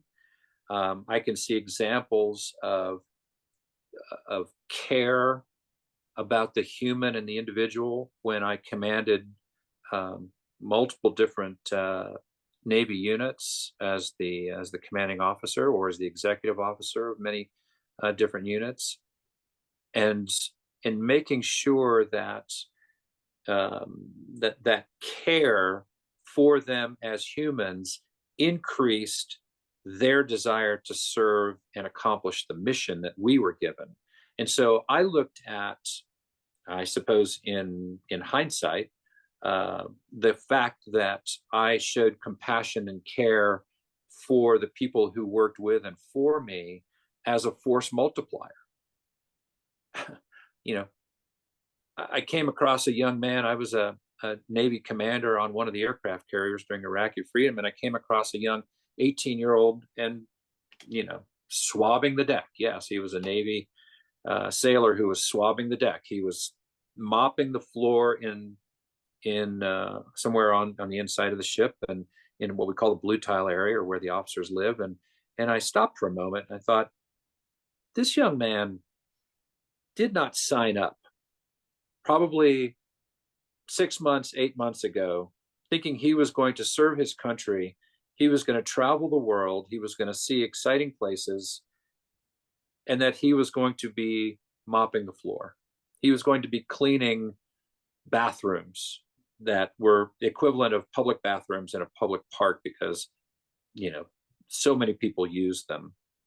That young man did not see where he was in the bigger picture. And so I took a moment and I said, I really appreciate what you're doing here, that you're keeping our spaces clean. What you're doing is increasing the quality of life of the warfighters, the people that were going to go out and man up the jets, and they were going to take the fight to the enemy. And the fact that we come back to, or we wake up to, clean spaces, whether you know it or not, has a great impact on us as warfighters. So I just want to say thank you for that. And so it's a compassion for the people that worked for me, and that is just for years over my career, both in the Navy and as an airline captain, where I worked with flight attendants and I worked with people who pump the gas and load the bags, and the customer service representatives, and their ability to, their job sucks so much more than mine, but to take just a moment to thank them for what they're doing and their part that they're playing, I think can have an impact on their day as well. That is something I would like to take into our school district, to show that care and that compassion for our teachers, for our security, for our bus drivers, for those special education professionals that have a special place in heaven, quite honestly. And I really do truly care about each and every one of them, as well as anybody that is a part of the district that provides this service of educating our kids. And so I would say that is a rock solid principle or part of my life, but it comes from my faith. If we look at what is my North Star, It's my faith. It's my faith in God. It's my faith in Christ, and the expectation that I am to be the best human being that I can possibly be. And that's how I deal with people around me, just with great compassion, and so I think that has an effect on how I view, um, you know, things around my service in the community. I have an elected position currently. I'm on the Highlands Ranch Metro District Board. I'm a board member, responsible for an $80 million budget. But it's really the community that I serve in that is the reason why I am on that board. I love the community of Highlands Ranch. I've lived here for 24 years. Um, and so again, it's if I were to look at an underlying or an overarching principle of what guides my life, it's that care and compassion for others. I help run um, a charity that, along with Bishop Bandudu, who was Anglican bishop from Sudan, who is on an asylum here in the United States, but he still has churches and schools and things back in Sudan, now South Sudan. I've helped raise, I imagine, over the years, probably $500,000 for education of the refugees in the Nuba Mountains, and and so it's that care and compassion that I have, not just for the people here in my own community, but in other places and around the world. And I love. I've been doing that for 10 years now, in raising money to get care for the people there, and the need is so amazingly great there that it staggers you, but it also gives you perspective on how blessed we are here in Douglas County in Highlands Ranch. When I see little kids with their school books underneath a tree, and there's a broken blackboard that's being leaned up against the tree with bullet holes in it, it gives me amazing perspective on how blessed we are here in our community of Douglas County and in Highlands Ranch. So I don't know, does that fully answer a question? Because I there's a think lot of fully, other yeah. I things I think could. I heard care, compassion. I heard community. I heard gratitude for the current situation that we have, and understanding that perspective, and servant leadership, all kind of grounded in your faith. Yeah, it makes a lot of sense. I think so let's turn to this topic of the third priority in your list of priorities that you'd mentioned. uh you talked about teamwork in between teachers and parents and the school district, and the students themselves and their agency. We touched on sort of parents' choice, parents' rights, parents' voice, that sort of thing. So let me tie this back to FAIR. FAIR as an organization deeply values uh, all voices, all perspectives, and ensuring all perspectives are heard. So um, you kind of alluded to that in 2019 during the pandemic, the student voice, or not student, but rather parent voices were not being heard. And it sounded like you believe that in many ways that's been addressed with the current majority and Mhm. other changes that have happened since then. The board, you believe, and the district as a whole does a better job of listening to parents and understanding parents as you know the number one stakeholder, as you put it, or as I think you put it. 100% agree with that. So where are we now? Does anything need to change? Are there is the triangle in balance now? Is there something else where the triangle's off now? What do we need to do to either, are there new problems, or are there things that we need to do to prevent problems from occurring in terms of this teamwork, this goal of teamwork? Another deep, deep question of, is the triangle in balance? And I would say that's a perspective question again. If you are a special needs parent and you don't feel like the needs of your child are being met, that there are things that they are not thriving with in the school environment, then they might say no. If you are a I'll just use an example of a conservative parent, and you're dealing with a teacher that's giving your child an assignment that you think goes against your firmly held beliefs. You might say no, that the triangle's not in balance. And so it's a question of perspective. If you are, the parent of a LGBTQ child, you might say that the balance is not in perspective. It's not correct, and so that's a constant issue. But I don't want to. What I'd like to focus on more is the element of volunteerism in our schools. If in about 2 months, I don't know how many days we have until election day, the bond and the MLO are not passed in Douglas County, and we've had one bond and one MLO in 17 years passed in this county.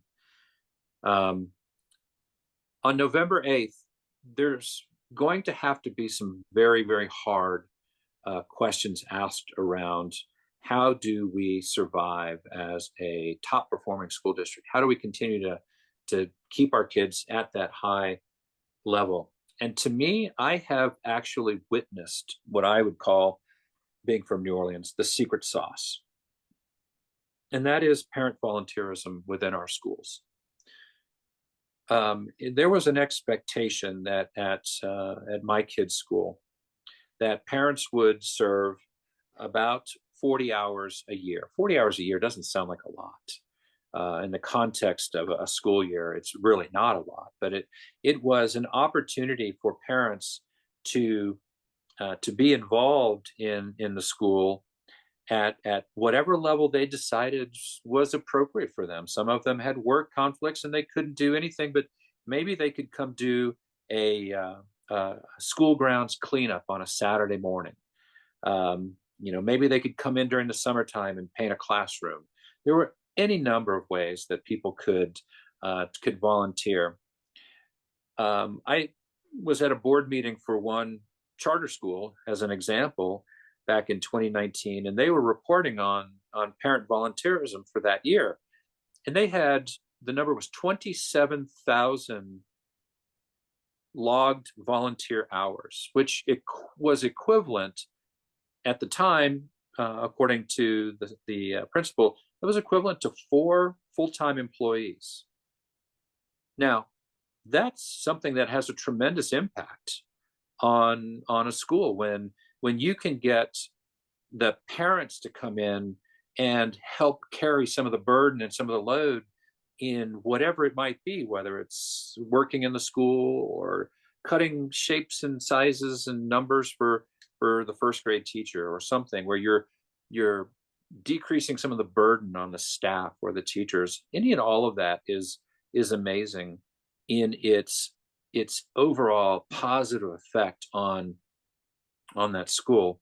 And I was given an opportunity after 16 years at being at this school and having been the former governing board president, at my third child's graduation from 8th grade, to give the parents' perspective at that graduation ceremony. And Amit, I will tell you that I had to practice what I was saying 30, 40 times, because I would break down every time I would get to a certain point in my speech. And it was around, and I even could get emotional now, but because I hadn't thought about it for a while, but it's around we, the parents. I looked at the kids in the audience in front of me, and I said, you might think the fact that we had to serve 40 hours a year as a hardship, something that we didn't want to do, something that was a burden on us in our lives. And, you really couldn't have been more wrong. As I raised my eyes and I looked to the parents in the back and I said, because in truth, our spending time in the school with our kids was stealing back moments that we lost when we dropped them off that first day of kindergarten, and we could no longer, in the middle of the day, sit on the couch and play a game with them or watch Bob the Builder or, whatever. And so we were, our time that we were volunteering in the schools was stealing back moments. And I said to the kids, I said, and that was a gift that, you gave us, or that we had to experience as parents. And again, I apologize because I hadn't thought about that in a long time. But I think the parent volunteerism is a part of that third element of parents, teachers, and community in the teamwork that we have for the success of our child. That when you look at a force multiplier Yeah. of increasing that decreasing the level, the workload of our underpaid teachers, but increasing that opportunity for parents to be with their kids, it's, I think, again, I call it a special sauce. It's why some of our charter schools here in Douglas County are the top performing schools within the school district. Parent engagement cannot be undervalued as a part of a success of a truly thriving award-winning school district. So That's that a was, very interesting, direction to take this question. I think typically when someone says, between teachers and parents and students, who needs to be listened to more, you kind of said, and everybody wants to get their voice heard more, and everybody, sometimes the squeakiest wheel gets the grease. But you weren't talking about, who who's being underserved. You turned it around and said, who should take greater responsibility. And I think that's very interesting. What would you do as a director on the board to, you can't force parents to do more. mandated. What would you do to make something like that happen? It's we already have, and it's part of our parent engagement policy, which was just revised about 3 months ago. And so parent engagement is already something that is deeply ingrained, and as one element of the national PTO standards when it comes to parent engagement is increasing volunteerism opportunities within each school. And so it's a board goal or objective to increase parent engagement.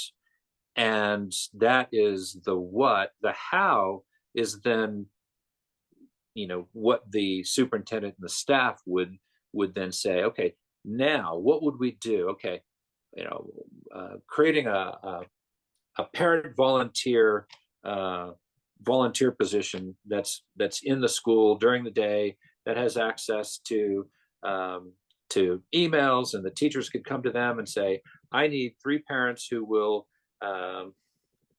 come help me in kindergarten math on such a day. And so it's just creating those opportunities. But we basically, you asked as a board director, it's the what.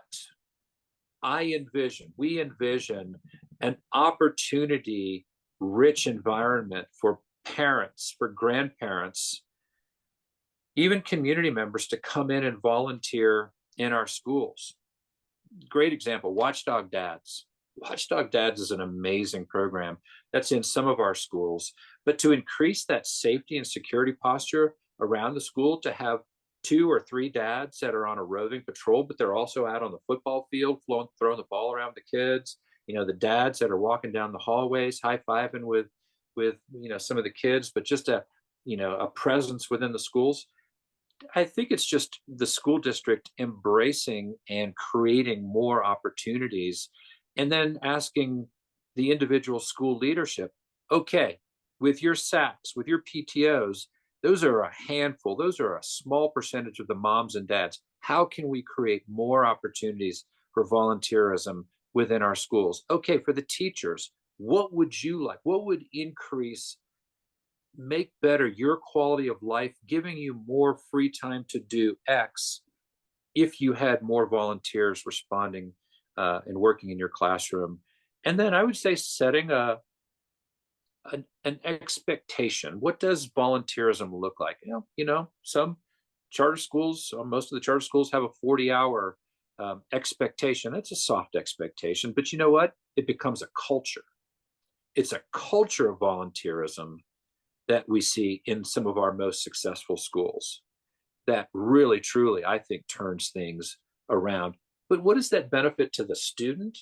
When the student sees mom and dad valuing their education, they value their education. I think that is, once again, the secret sauce. That's very interesting. I expect there's a lot of need, without a doubt, from teachers and school administrators who could give you a laundry list of things that they'd be happy to have help with.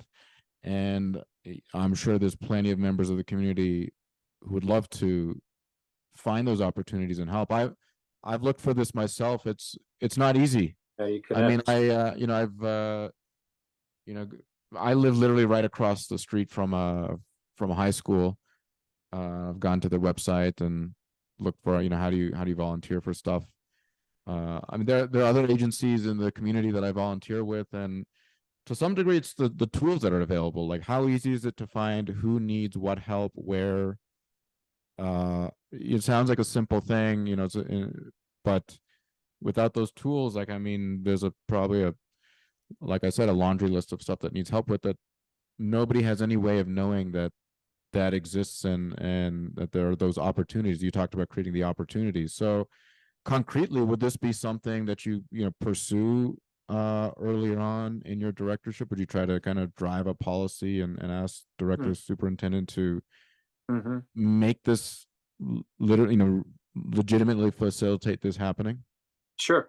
Again, some of the urgency of this is, I believe, dependent on whether or not the community votes for a mill levy override and a bond to build new schools and to add security into our existing schools. Mm-hmm. If we cannot, at this time, prioritize this mill levy override and the bond, it will drive, I believe, the urgency of what kind of, okay, the community as a whole said no, but we as a education community with 30% of the voters with kids in the schools, how can we tap into a sizable portion of that and create um, that synergy and that culture of parent volunteerism, community volunteerism? Yeah, it'll take on a greater urgency at that point. So we have maybe a little bit of breathing room in that respect, if we are to pass the mill levy override. But it's, I would say it'd be a high priority for me. Yeah, I've thought about this and talked about this for years because I lived the experience. I saw the advantages. I saw how important it was for our parents and our kids and our teachers and staff to see that triangle in the proper balance, if you will. I've seen it, and it was a beautiful thing. So, yeah. Okay, great. Um, let's move on to a slightly different topic. Again, FAIR, the Foundation Against Intolerance and Racism, is interested in issues, of course, related to racism and free speech and free expression. And certainly over the last few years, there have been political movements and protests,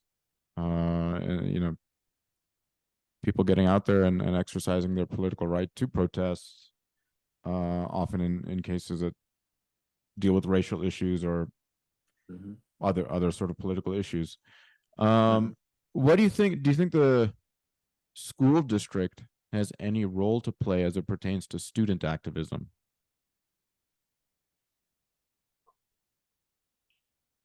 Um, Maybe I'll make it a little more concrete. Should well, there's you've made it as concrete. I'm just trying to think of um, an unequivocal answer in that I believe that's what we as parents saw as one of the broken elements of what was taking place in our schools and allowed by our school districts and therefore allowed by superintendents and boards was a disruption of school services around activism, where you would see examples on the news of um, I can't remember if it was East High School or South or North or wherever up in Denver, and kids would all of a sudden start pouring out of the building and go standing in the streets, and or they would just release the kids at a certain time because they knew there was going to be some sort of a climate protest up at the Capitol. I was there for that, and I saw thousands of kids, and it was the school day. It was like, do parents even know that their school age kids are here and not in the classroom? And so, um, fomenting outrage and turning that into avenues of activism by school district employees, I don't think is appropriate. It's what I know the board 2 years ago, the majority board ran on, was getting the politics out of the classrooms, especially if those politics or if those political views or those activist views go against the firmly held beliefs of the parents. What right do you have, school district staff member, of telling my children how they should think or feel about a certain issue? Teach them about the things we've talked about earlier. Talk about current events with balance. Try, if you're a teacher, I've heard several teachers say that if they could get through an entire school year and their students don't know their politics, they have succeeded. But some teachers wear it on their sleeves and they hang it on their walls. And you're not respecting at that point, I believe, that some of the deeply held, firmly held beliefs of the family and maybe of that child. Those young men and women, for the most part, just want to fit in. They don't want to stand out. Rare is the child that feels comfortable in standing up for what they truly believe, whether they're their Christian beliefs, their political beliefs, or whatever. Rare is it that that child will stand up and rage against what is happening all around them when they would be the minority voice. And so there are elements of intimidation that take place when you have an adult trying to lead children, students, towards activism. The mere point or the mere term activism means you're being active in support of or against a certain issue. That's not what our taxpaying dollars are paying you for. I do want the kids, if it's in an appropriate setting, whether it's social studies or civics or whatever, to understand a balanced view of what our society is like. Kids can see that on social media, on the news, if they watch the news, or podcasts or whatever. But am I looking for that teacher to be the sage on stage or the guide alongside when it comes to issues of our day? I want them to defer to the families and to the parents and not try to indoctrinate inside of their classrooms, inside of a school building. So Nor do I want them concretely, to encourage. is there a policy that you would put in place to affect that? I think that there are several policies, and I don't have any specific ones right in mind. And I spoke about one earlier when we talked about excellence in academics, and that is ensuring that the supplemental curriculum that is being used is not slanted one political direction or another. And so I believe there's a policy where balanced perspective needs to be offered. And again, parent rights to know. Uh, there was a teacher at one of our high schools, and of course, moms and dads find out about from their kids about these assignments. And this one particular kid comes home and says, "Yeah, our junior year language arts assignment is to read books on the banned book list." Okay. The parent asked the teacher, asked the principal first, or asked the teacher and the principal, okay, what is this banned book list? Where does it come from? Who generated it? And what if some of those books on the banned book list are banned because of age inappropriateness, or it's sexual in content, or what kind of protections are you giving that my child is not going to be um, required to read things that, once again, and again, the list was fairly broad, and I saw the list, and there's a lot of books on there that I thought, Huck Finn or To Kill a Mockingbird are on the so-called banned book list. But there's also a lot of pornographic stuff that's on the banned book list that I don't think is appropriate at any age level in our school district. And so I think that's where, as a board member and reviewing, first of all, understanding the issue, seeing what is out there, deep diving into curriculum with a curriculum committee that the superintendent is starting, and then understanding the scope of what these things are. That's, I think, where I would approach this. Not in a knee jerk way. I don't come in and just try to blow things up. I want to understand what's happening first, and then properly guide. Got it. Yeah. Okay. That makes sense. You touched on banned books and books with inappropriate sexual content, and I think that theme had actually come up earlier in our discussion as well. So I want to kind of foray into that a little bit. This is certainly a national level conversation. We see these sorts of conversations happening in school districts all around the country, and the discussion of book bans and pornographic books and that sort of thing. Of course, the devil is in the details, as always, and I think a great outcome of a conversation like this is we can get into some of those. I would say that in the spirit of tolerance, some of there are going to be some books where sexuality is discussed. I mean, kids in high school, they get sex ed. At least when I grew up in Canada, we had sex ed. So you certainly learn, the basic mechanics. You learn about diseases. You learn about pregnancy. You learn about, embryos and gestation and all that.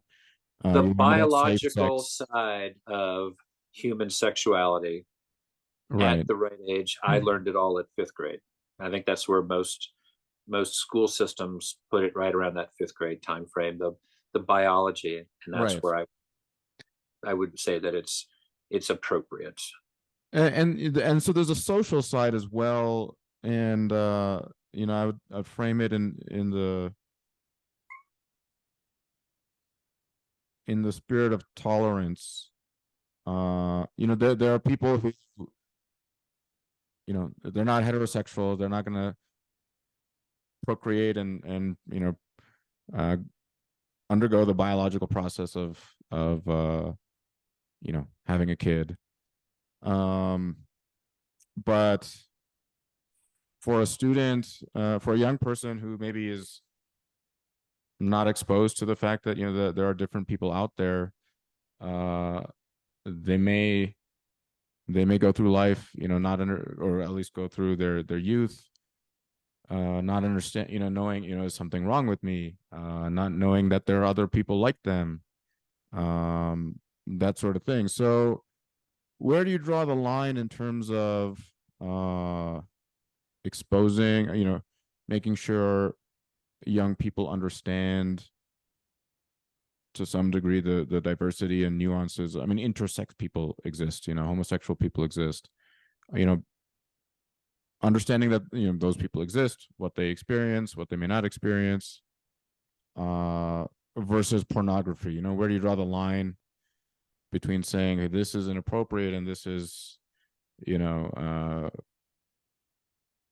this is maybe not something that, say, my religion preaches, but it's it's a fact that's out there, and it's something that we should be open Let's about. let's cut right down to it.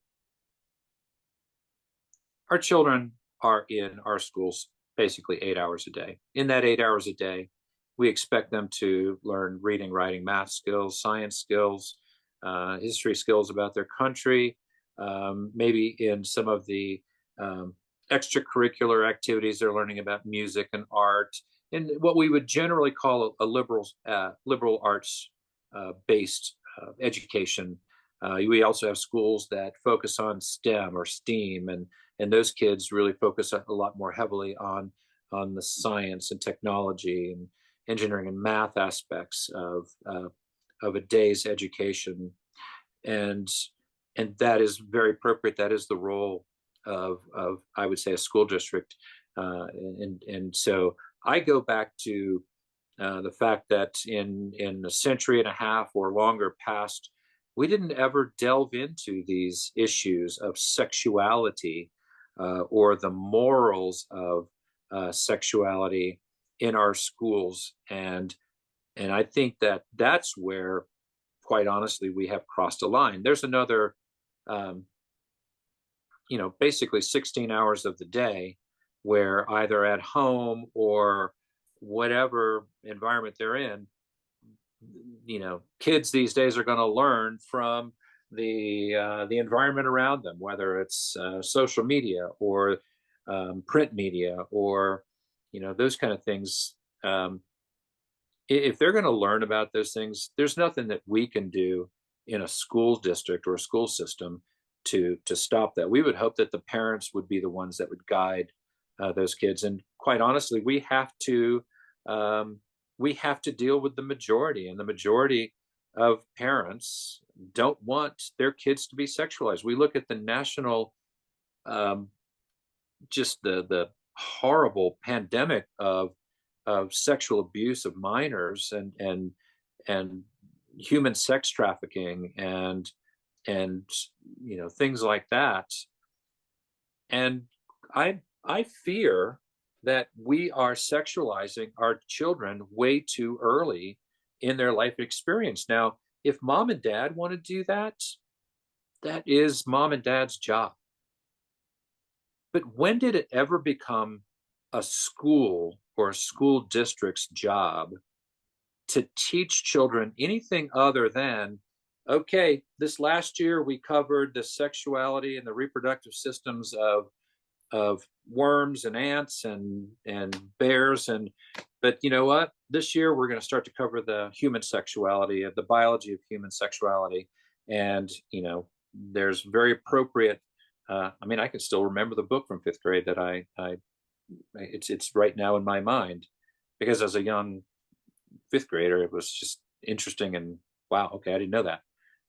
But beyond that, I don't want teachers showing our children how to put condoms on a banana. I don't want our teachers or anyone as that is a school district employee teaching a child about sex acts. The So you act would of say sex kind or of like, procreation what about is, safe sex education and how to use protection and that kind of thing? You wouldn't have that in sex ed? How to put on a condom, there are say? probably ways to cover that in an appropriate manner that just says, there are ways to protect the transmission from sperm to egg, and this is one way to do it. But to really focus on that, again, I think they know these things. They're hearing about it from other things. You'd be creating a straw man argument um, that our kids show up in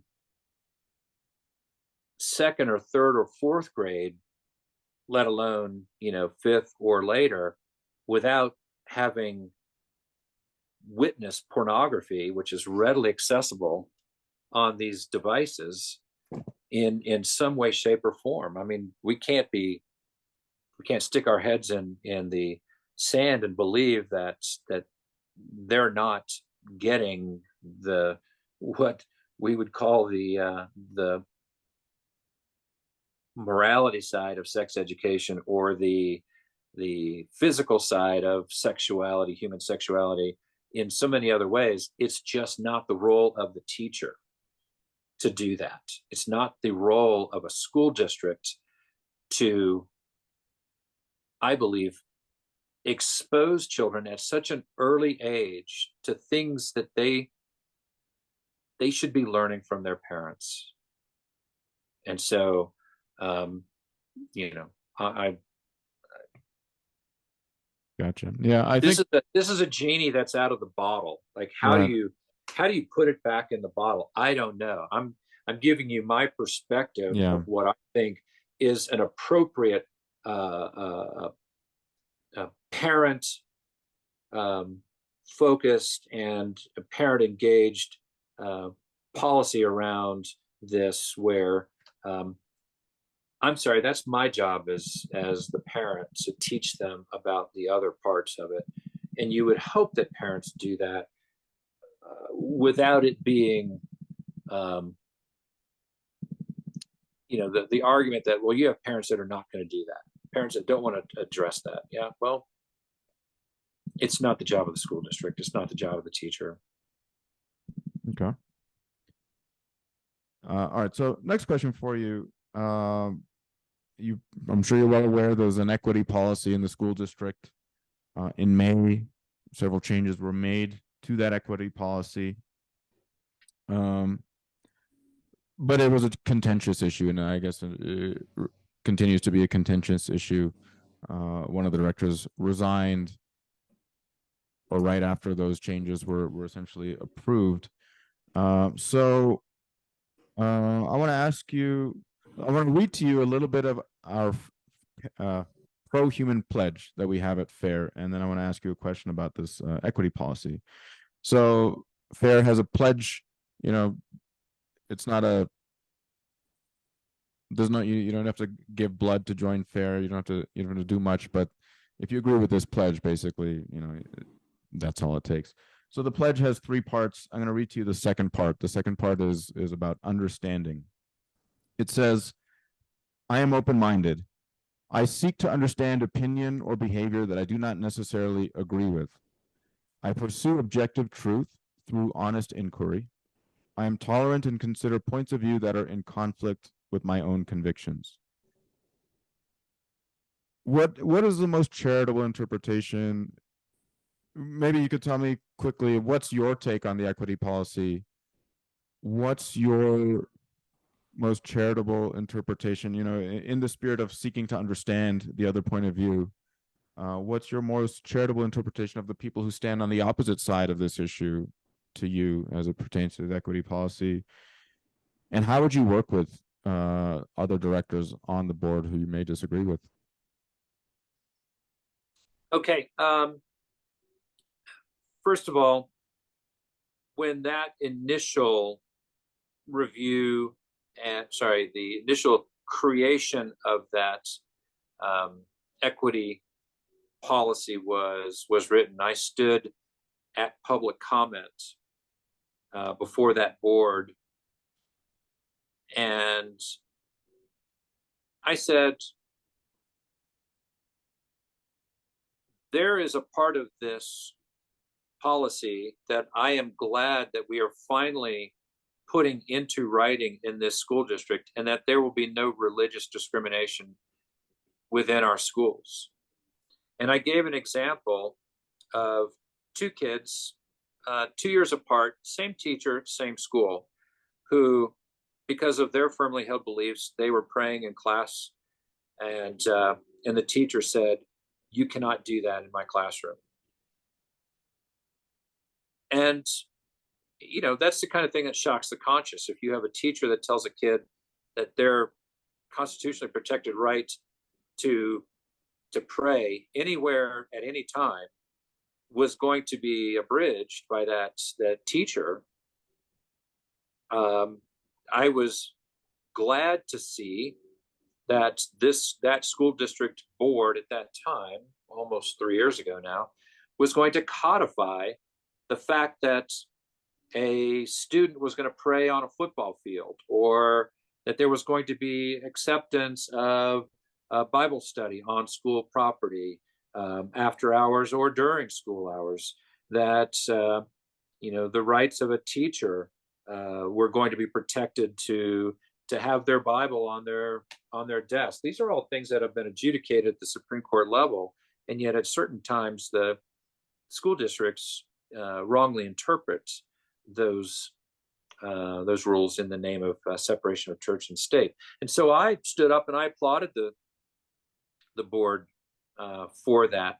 But where I think that original policy missed the mark, and it was what inflamed anger in the community, was that it was going to allow certain groups to be favored over other groups, or that the issue around, there are some protected groups, but there are others that should not be protected.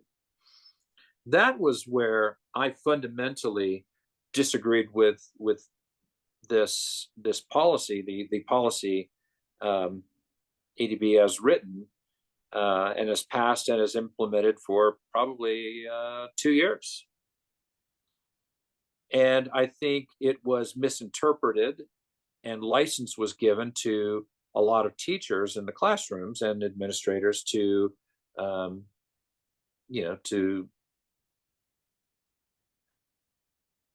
maybe even inequitably use equity. And that's probably not the right way to put it.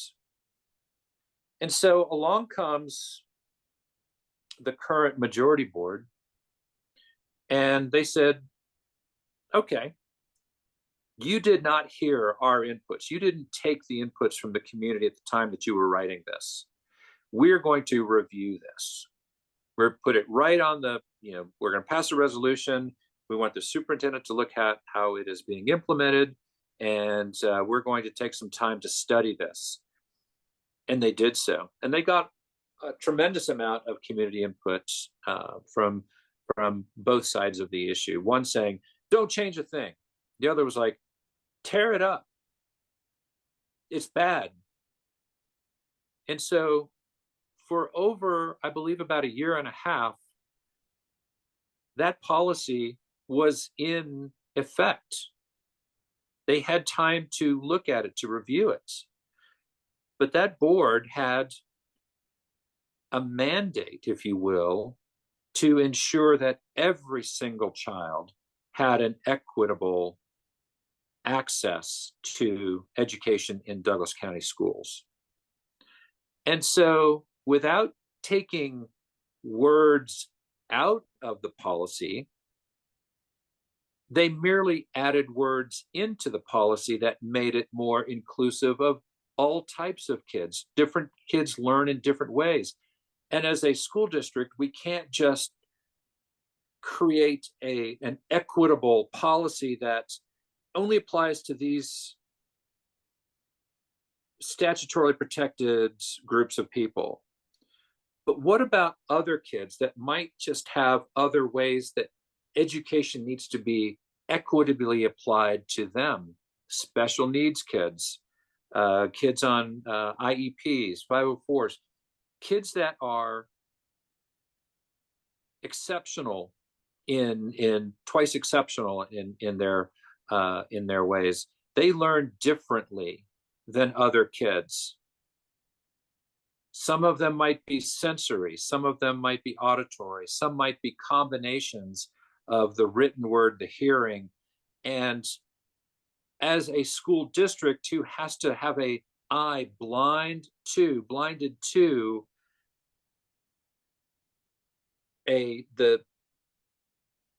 the different ways that we can look at kids, we have to look at all kids. Every child must be given an equitable opportunity to learn, and we're going to strive, we're going to try to be our best in achieving that goal, to meet that child where their need is. And so where that board, that majority board, could have ripped up that policy, no, what did they do? They chose to increase its scope to cover all kids within our school district, and that is very appropriate. And I applaud them for that work. And it's funny, David Ray, the outgoing school district or school board president, he used to be the board president for almost 4 years, said, I have no objections to the policy as written. I just don't like the process. He didn't like the process of how it was reviewed and revised. But he certainly liked the way that it encompassed and it surrounded every child in an equitable learning opportunity. Absolutely, I think they hit a home run with their revision of that. And I don't think a single child at any level is being harmed by that revision. And I challenge anyone to say where words on a piece of paper, on a document, have harmed a child when no words were taken out, but words were added into it. Challenge. Great. I hope. Well, one of the people who may take you up on that challenge is your opponent. You're challenging the incumbent Susan Meek in your district. Yep. Let's end our conversation on that. Why are you better than your opponent? Why should the voters choose you this November for that seat on the board? Oh, there's so many reasons. Susan is an example of someone who has been in the education world for a long time. I applaud her for her service, both to the school district a long time ago. She's worked in several areas around education. She's been a sitting board member for 4 years, and she should be thanked for her service as as at the end of November, when I step in as the new board member, I will thank her for her service.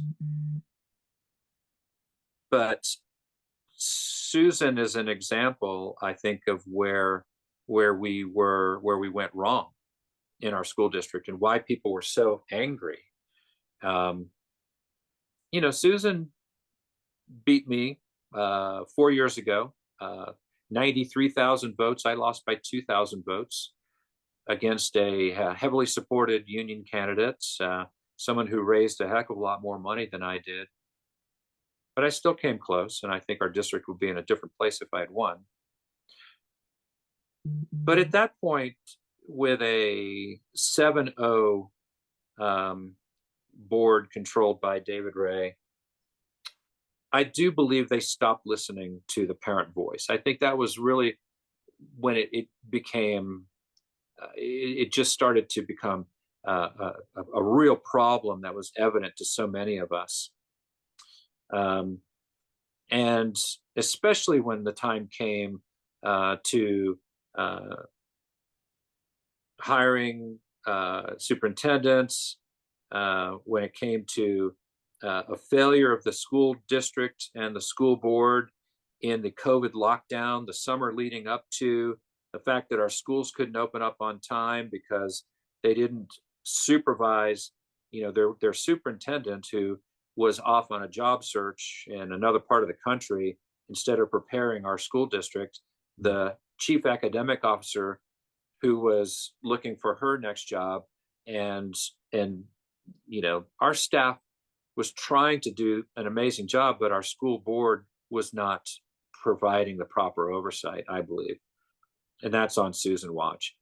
The shutdown of our schools, despite parents saying and the evidence that there were no children were not being hospitalized. They weren't dying. They were, why are we keeping them locked up? She then turns around and lowers academic standards by saying, well, this is going to be hard, so we're going to make A's 88 and above, a B is going to be a 78 and above, and truly, I believe probably no kid failed during that time. A friend of mine who's a C+ at best student during the COVID lockdown barely got up out of bed to log on to Zoom. He was getting A's. Mm-hmm. That was a solid CD student prior to the COVID lockdown. He was getting A's. I think our kids were being, they were not being serviced. Their education was being destroyed for a period of time, and the evidence was saying this is not right. They had no courage. She had no courage to stand up and say, we need to put our kids back in classrooms. We need to take the masks off of them. There was no evidence that said masking was stopping a spread of anything from little kids to other little kids. They're going to share their boogers anyway. So I just think that there's a lot of that. And then most recently, last year, when we had an opportunity to increase our pay for our teachers with a mill levy override, Susan Meek opposed it, not in her words. If you listen to her words, she said, well, okay, I support this. But in her mannerisms, in her demeaning the board majority at every chance, she did everything she could to torpedo the trust in the board at that time to get a mill levy override passed last year, and it missed by less than a percentage point. We could be paying our teachers more right now, but Susan Meek didn't do a thing. She didn't walk a single door. She didn't hand out a single flyer. She did not work for that mill levy override to be passed. As a matter of fact, if you were to go back and watch her board meetings, she did everything she could to say, maybe we should wait till next year. There's just loss of trust. What are you going to do about the loss of trust? She did everything to torpedo that effort, and I pin that squarely on her shoulders. For that reason alone, she needs to be a one-term board member. All right, Andy, we've gone 2 hours. I really appreciate the time. I think we could keep going, but I know you got a busy night ahead of you, so I'll let you. I'll wrap this up with you. Kind of, you've ended on your final word on Susan. I think that's a good place to wrap. Hopefully we can get all the candidates in for these sorts of interviews, and they can all tell us why they're the best candidate. But I appreciate you sharing your perspective, your motivations, your insights. Really grateful for this conversation. Thank you, Andy. Certainly. I mean, I do believe that our kids deserve the best. And, I want to fight alongside Jason and Maria and the current board majority for the best school district. I think we are on the verge of being a school district of distinction, which is a level at the Colorado Department of Education that says this is the top performing a top performing school district. I think we are so close to that. And I just want to continue that success. Our kids do deserve the best. We are considering ourselves the best DCSD candidates. You can go to bestdcsd.com to find out more about each of us. Our bios are on there, ways to participate in our campaigns on there. And we are three professionals. And if you watch each one of these and learn about us, we are three professionals who are ready to step in on day one and lead this school district to greatness. And I would appreciate the support. And I thank you and FAIR for the opportunity to share some of my thoughts. Thank you, Andy. My pleasure. Thank you, sir. Appreciate it. All right. Have a great afternoon. As well. Bye-bye.